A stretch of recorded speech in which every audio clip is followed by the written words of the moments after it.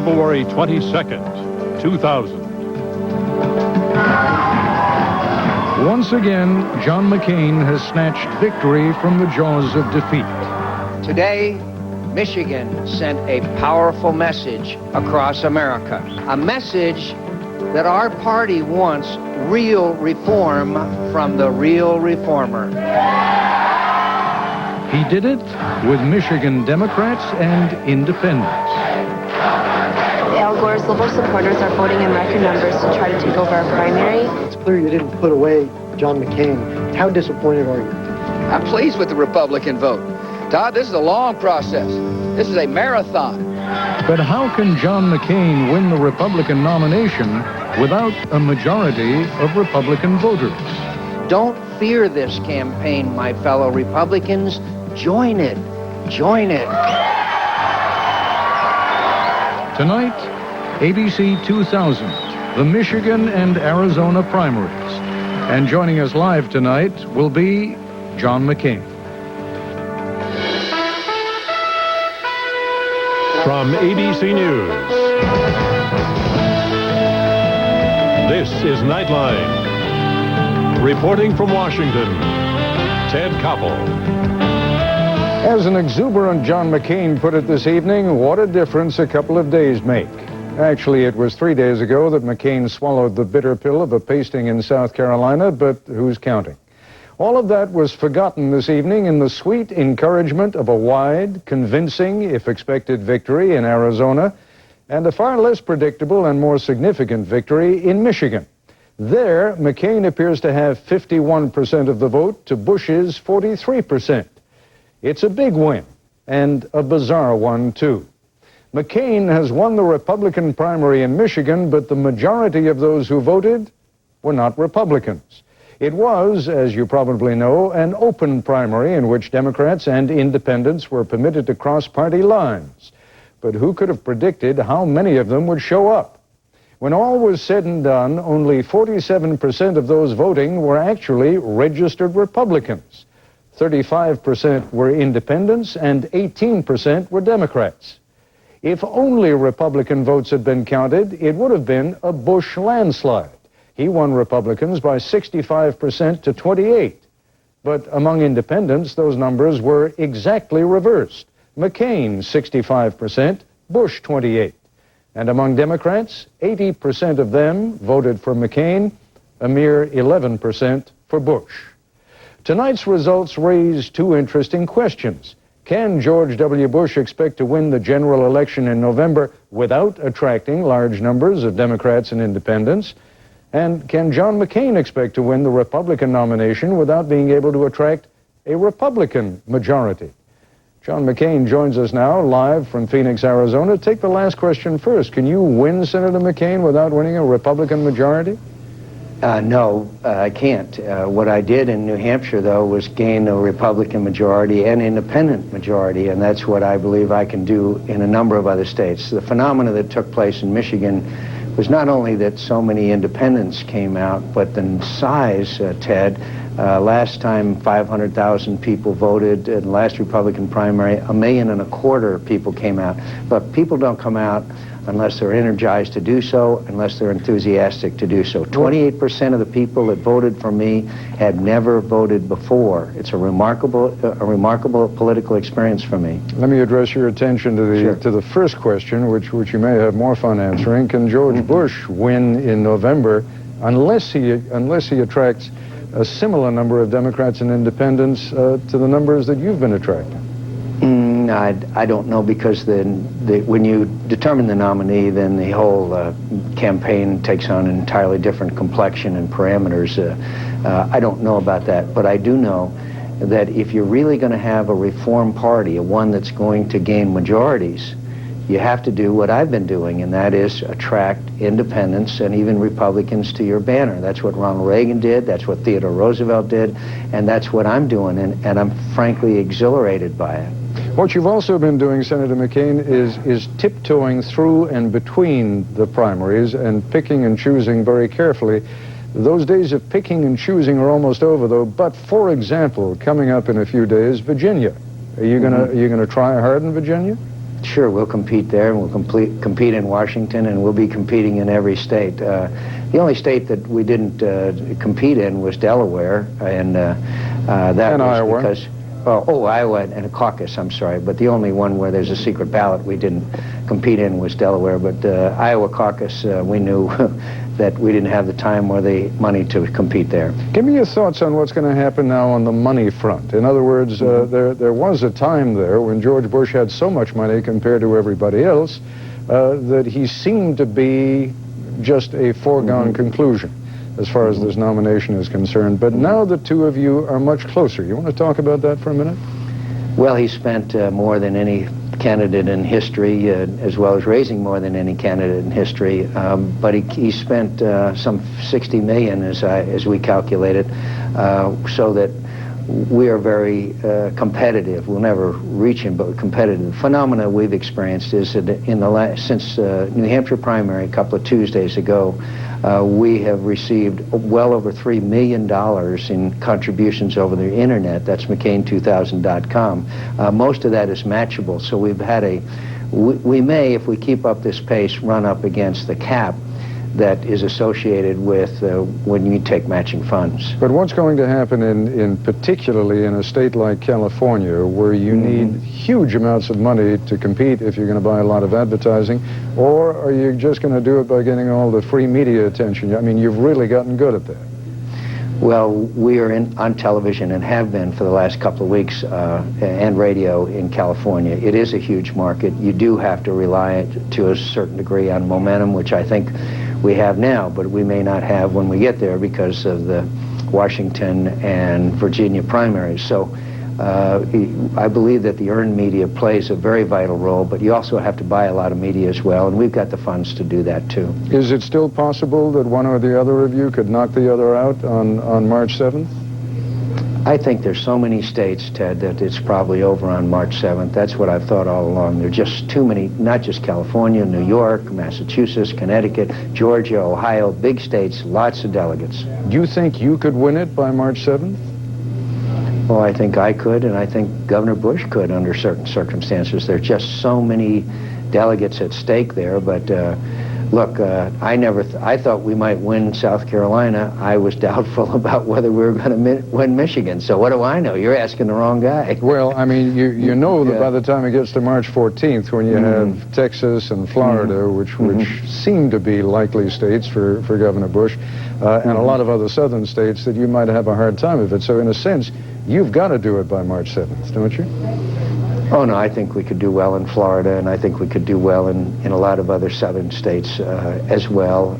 But I just think the sheer number of delegates that are decided on March 7th. But again, I'm just looking to next Tuesday, Washington and Virginia. We're making plans for California and spending time there. Ohio is another state that's March 7th as well. So we're spending time in those states in this intervening week as well. Is the name of the game now for the next couple of weeks to convince all those Republicans out there that you're not really a closet Democrat?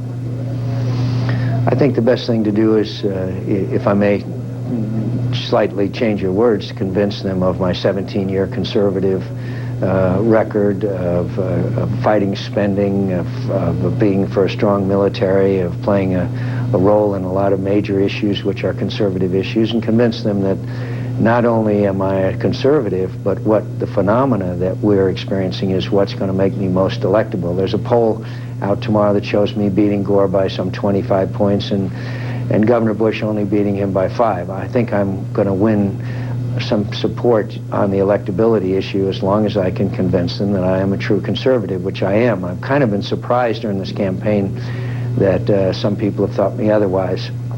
Senator McCain, it's been a big night for you. Congratulations. Thank you for joining us. Thank you, Ted. We'll be joined by the correspondents traveling with Senator McCain and Governor Bush when we come back.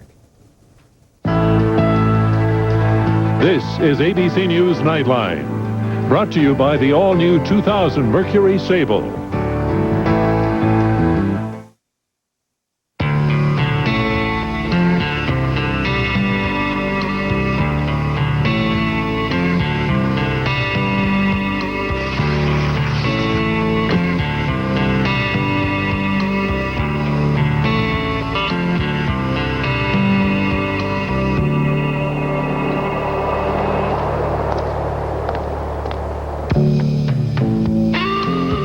2000 Sable, new, from Mercury. Is it because I'm getting older? All those antacid tablets I was taking. I wanted to take a liquid for this heartburn, but I just couldn't get past the taste. It was so frustrating. But my doctor knew the answer. My doctor said Mylanta. The Mylanta Supreme I found so soothing and smooth, with none of the chalkiness and grit, but it's strong relief. Mylanta Supreme soothes away my heartburn. I love feeling this sensation. My doctor said Mylanta. As stated in Article 1, Section 2 of the Constitution of the United States of America, slaves only counted as 3/5 of a human being. This Black History Month, let's celebrate the fact that America is writing a new chapter that will eventually let everyone see the whole picture.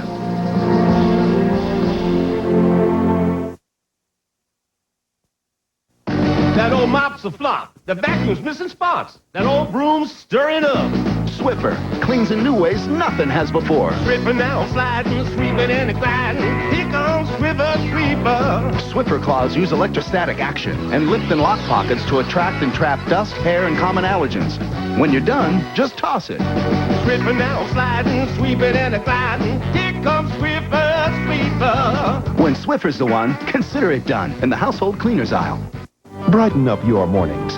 Get all your news, traffic, weather, and sunshine, too. And there'll be more pictures throughout the week. Bob, did you see this photo by chance of Natalie on the snowboard? Wow. I have some incredible shots of him too, so if he is to produce any more photos, I will show one as well. Okay, the photos have stopped. I have nothing to do with this. Start your day with good news. Channel 2 News this morning. Tune in anytime between 5 and 7 for continuous local updates. Joining us from Southfield, Michigan, ABC's Dean Reynolds with the Bush campaign, and from Phoenix, Arizona, ABC's Linda Douglas with the McCain campaign. Dean, let me go to you first, since we just heard from Senator McCain. It's a good thing that the experts don't have to eat all their predictions. Michigan was supposed to be the impregnable firewall. What happened?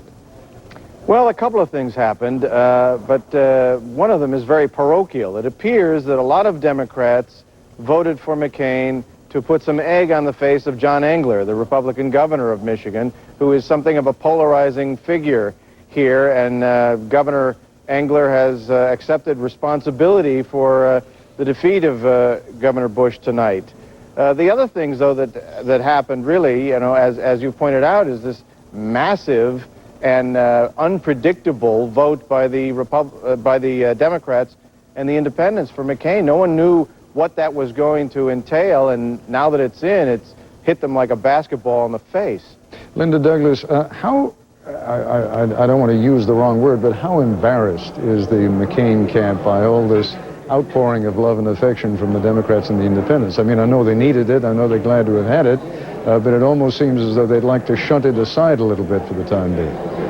Well, you're right in that McCain's speech tonight was very much focused on core Republicans. They are well aware now that they can't keep winning these primaries with Democrats and independents. And McCain tonight, as you heard him say earlier, said, do not fear this campaign. He ticked off all the issues that are Republican issues, tax cutting, opposition to abortion. But they're also embracing these voters, saying they've built something they're calling the McCain majority. McCain, as you know, has been modeling himself after Ronald Reagan, saying he can bring in all kinds of new voters to the party, but he's got a two-pronged message now. Keep those new people coming in. He thinks he's bringing them in, but if he doesn't get those core Republicans to vote, then it's not clear how much farther he can go with this, with just appealing to Democrats and independents. Linda, you heard the senator tell me how they've pulled in $3 million plus since New Hampshire.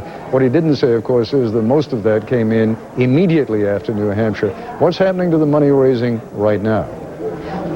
They have raised money since South Carolina, but it's not nearly at the rate that it came in after New Hampshire. Now, what they're expecting to happen is a new outpouring on the internet, and of course, because he's agreed to limit his spending, he takes federal matching funds. So all the money that comes in over the internet will be matched by federal funds. They think they have the money to go the distance. In fact, they think they're competitive with Governor Bush because of what they call the burn rate of the Bush campaign, spending so much money, $50 million so far. Dean Reynolds, on that note, is Governor Bush capable of running the same kind of campaign, relying largely or at least heavily on the free media, the way that McCain has? Oh, he's capable, but right now it's not necessary. He still has considerable amounts of cash on hand, and he will be raising funds next month and in April as well. He gets money regularly, and he doesn't really want for media exposure in local markets. So I think he can compete easily with McCain at that But I mean, level. April's going to be a little late for markets like California. That's true, but I don't think really there's a money question with regard to Governor Bush. All right, Dean Reynolds and Linda Douglas, thanks very much indeed. Joining me now, as they have throughout this season, our analysts George Stephanopoulos and David Gergen. A quick reaction from you both to what happened tonight. George? Transcendentally strange, Ted. I mean, this is... never before have you seen so many Democrats, I think, in the last 10 years vote in a Republican primary. Even more interesting to me, 7% of the electorate were liberal Democrats, 6% were African Americans.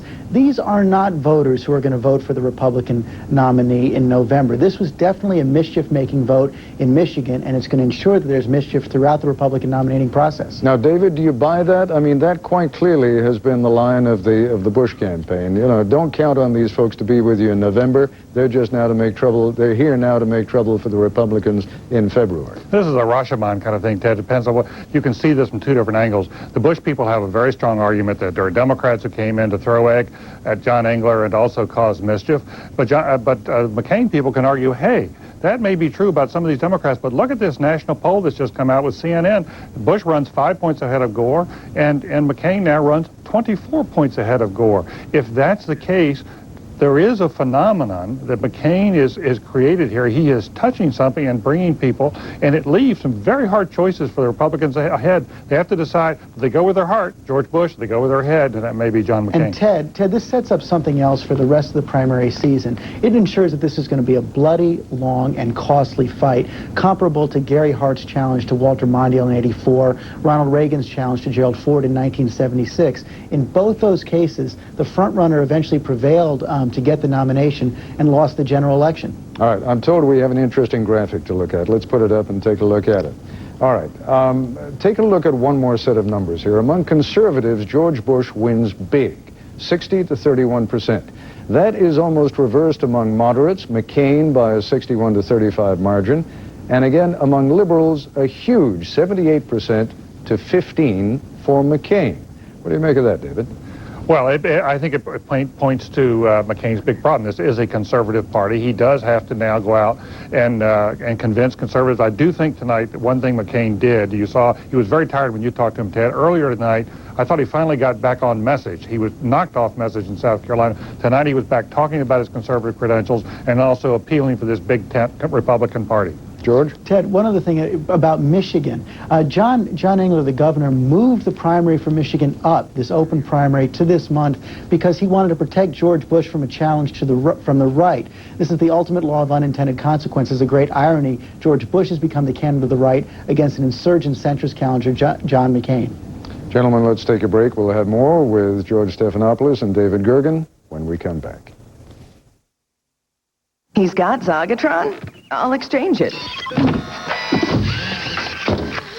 Introducing e-merchandise return from the United States Postal Service. It's so simple, your customers can print a prepaid return label right from your website. Now the stuff they buy online practically returns itself. Easier exchanges for them means more business for you. What's your e-priority? Fly like an eagle. I'm gonna go to my club and you can go to yours. And when I'm done playing, I'll call you and we can swim in Mickey's pool. Oh, are you the cruise director? Now, I have some plans later, so you'll be on your own. And do you mind having dinner alone tonight? After that, we can all see the show together. On a magical Disney Cruise Line vacation, you're the director of your dreams. Hey, aren't you glad I thought of it? Call and discover uncharted magic. This is the MSN project, day one. The four of us are moving into a totally empty house. Everything we need we'll get from the internet with MSN. Hey, it's ready! We'll connect with MSN, and then we'll use it for everything we do online. You know, it's empty, But I think that we're going to fill it with love. Oh, Lordy. I'm going to order me a bed. Call 1-877-YOUR-MSN to get the everyday web. Good evening, Batman. Alfred. I've stepped up safety in the Batmobile, sir. Really? Should a villain steal it, someone will track it. If your airbag goes off, an advisor will assist you. If you're stranded, satellites will help locate you. And where have you put all these things? Just press the OnStar button, sir. Well done, Alfred. My pleasure, sir. OnStar, how can I help you, Batman?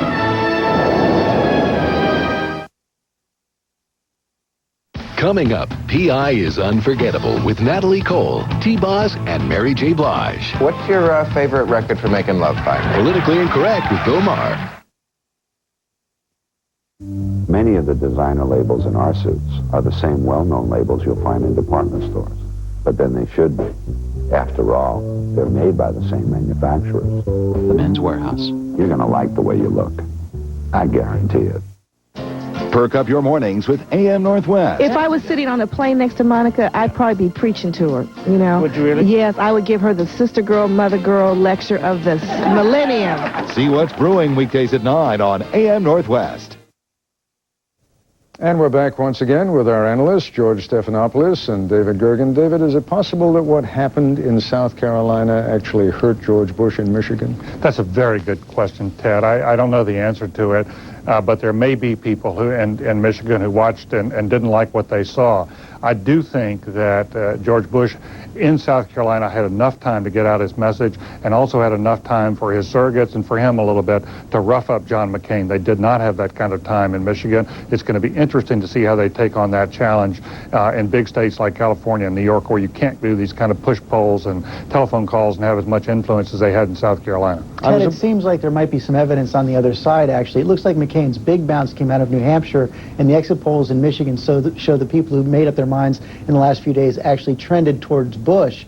But McCain is going to get another huge free media ride out of tonight's win. What, George, happens at a time like this inside a campaign? I mean, put yourself inside the Bush campaign. I've been thinking about that all day, Ted, and a lot of second guessing and a lot of loss of confidence. I think they were prepared for one loss, one bump in the road. That was New Hampshire. I don't think they were prepared to have this happen in Michigan. You're going to see fingers pointing at the campaign manager. The candidate might lose confidence in himself. Even more important, the Republican establishment, funders, members of Congress are going to start to look at this campaign and say, are we getting our money's worth? Did we bet on the wrong guy? And that creates a sense of great anxiety inside a campaign. David, you know a little more about the Republican side, perhaps, than George does. Does the Republican establishment really have a choice? I mean, they've put all their marbles on George Bush. No, I think that, if I may, I disagree with George on this. I think there obviously will be some second guessing, but the hard thing now is going to be look at the delegate count. That's what counts in the end. That was the Reagan-Ford fight in '76. That's been the usual fight when it gets down to one of these close ones. They're going to figure out now, how do we take California? How do we take New York? They're not going to look at it in strictly media terms. They're going to look at it, how do we get to the convention and win this in the delegate count? How do you do that, George, without looking at the media, advertising, all of that? In other words, isn't that the way to win California? That's exactly right. It's such a huge state, and especially in this world where you have so many cable stations, this constant echo chamber. I would also point out, that you're hearing a lot of talk from the Bush camp about hostile takeovers of the Republican Party from Democrats. There have been two other hostile takeovers this century. Wendell Willkie in 1940, Dwight Eisenhower in 1952. Both outsiders, both caught onto something big, both beat the son of a former president, Robert Taft. And what are you concluding?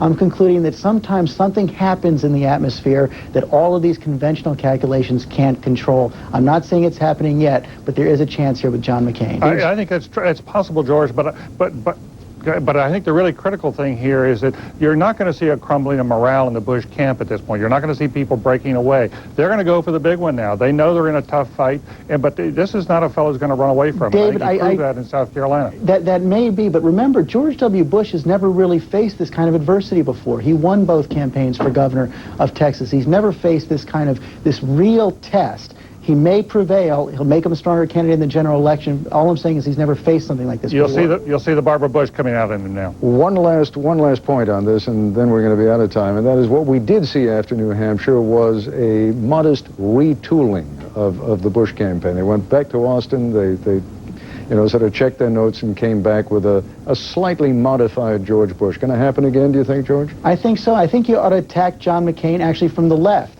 on education and health care, show that he's the real reformer on education and health care, make John McCain part of the status quo on those key issues. David, you get the last word. If they do that, it will be transcendental. They've got to go after the conservatives. I think his dilemma, Ted, is if he goes too far to the right, what does it do to him in the general election outlook?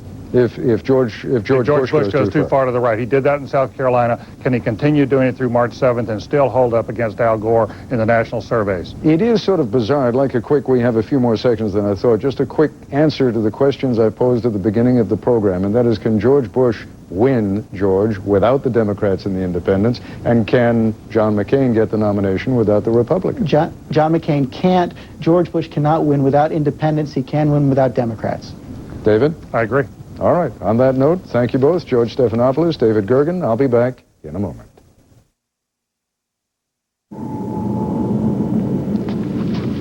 I need a car. There's a whole new way to shop for a used car. No, a convertible. A red one. With under 15,000 miles. Introducing Autotrader.com. With 1.5 million used cars updated daily, it's the biggest, best used car site on the planet. You couldn't help me with a loan, could you? Can we help you? Autotrader.com. Your car is waiting. Thanks, Tim. It's Tom. Tom, when you're as busy as I am, you tend to forget things. When it comes to office supplies, you got to be on the ball. That's why I like Staples.com. They send me emails reminding me when to stock up on the supplies I need to keep my office humming. It makes things easy. My days of forgetting are behind me. Want to give him 10 more minutes?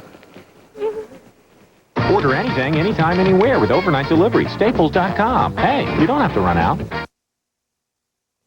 Hello, I'm Jim Watkins, a local Mako owner. Does your car look like this? Well, it could look like this. For a limited time, Mako will paint your entire car for half price. That's right, half price.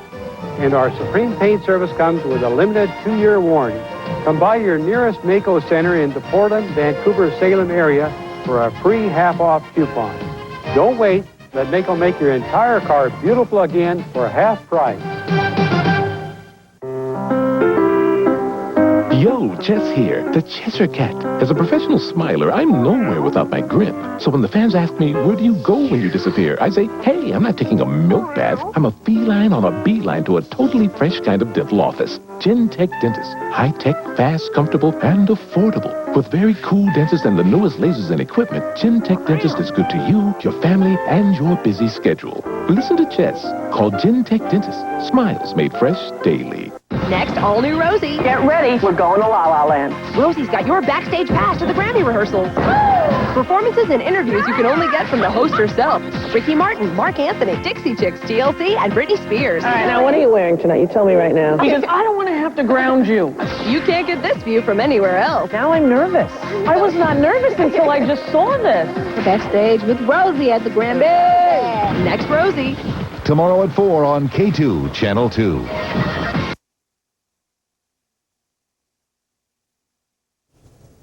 For those of you who missed the top of our program, John McCain took Michigan tonight, 51% to Governor Bush's 43%. We'll have much more on John McCain's big win tomorrow on Good Morning America and on abcnews.com. That's our report for tonight. I'm Ted Koppel in Washington. For all of us here at ABC News, good night.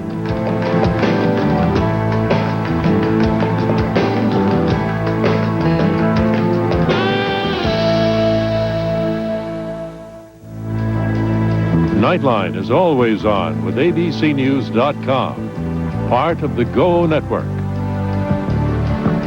You can order a transcript or video cassette of this or any other Nightline broadcast by dialing 1-800-CALL-ABC. This has been a presentation of ABC News. More Americans get their news from ABC News than from any other source. Tomorrow on Good Morning America, here comes the multimillionaire's bride to talk to Diane Sawyer, exclusively on Good Morning America tomorrow. As the new millennium dawns, half the people on Earth survive on less than $2 a day. while hunger kills over 7 million children every year.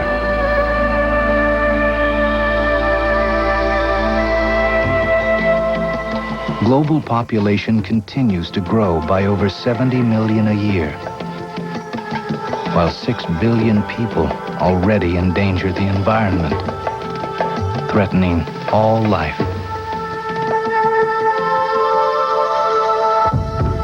Today, over 30 wars are raging on the planet, fueled by too many people and too little resources, each bringing us closer.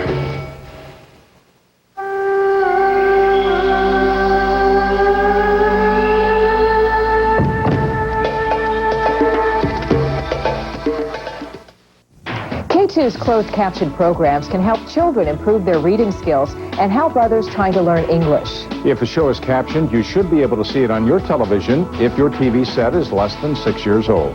To activate, simply select C1 from your TV menu, or with your remote control, press CC, then choose C1. K2 thanks Pacific Power, a Pacific Corp company, for making this community connection possible by underwriting a portion of the costs associated with local captioning. Make your voice heard. Sign up now for K2's Viewer Advisory Council.